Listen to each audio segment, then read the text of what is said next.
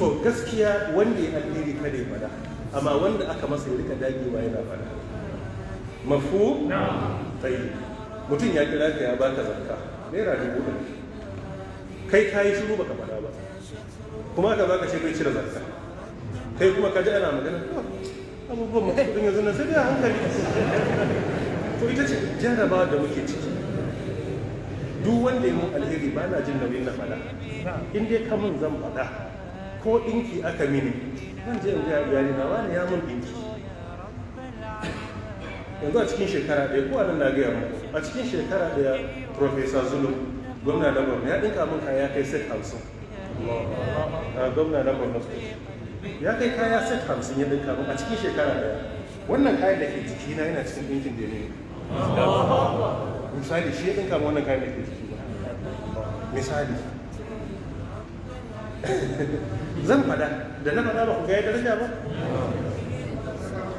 Amin. Na tura mutane da yawa ragon layya a nan, ina zaune a gida na a sallah ya turo mun ragon layya guda 20. Na dauki guda ɗaya na ce to sauran ina wani Ibrahim gashi na ce ku je ku raba sauran mutane da ba su da ragon layya. Tukunne ya list shi ma ya kakkan ce to ni ma na dauki na shi ma wasu ba su dauka su yanka.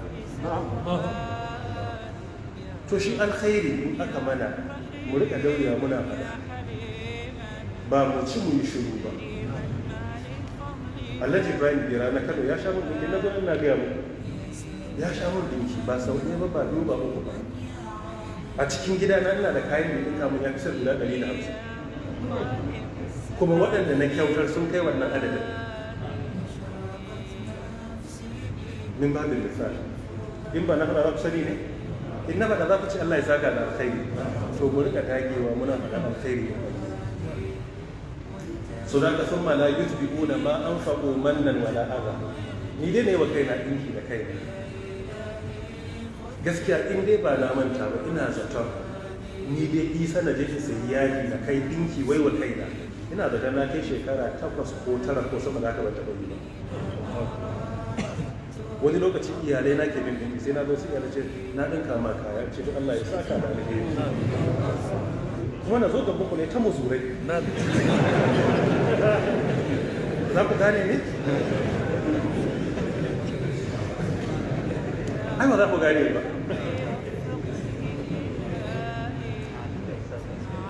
Sun la yudribuna ma anfaqu, ba su bibiyar abin da suka ciyar da almannu.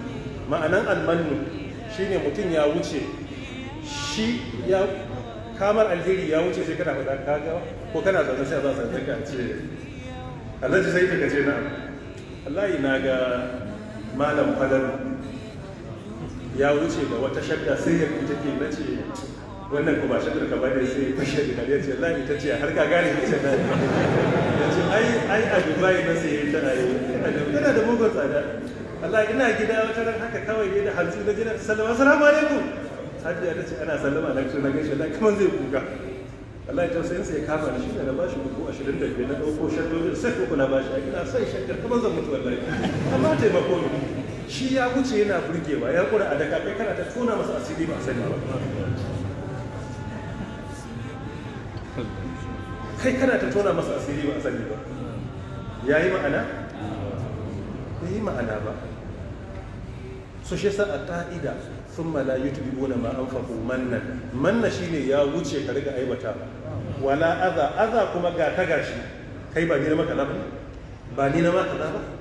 Ba ni na biya maka ba? Ba ni in baka sadaki ba? Ba sai ka rika masa ido da ido kana cimar fuska shine adha.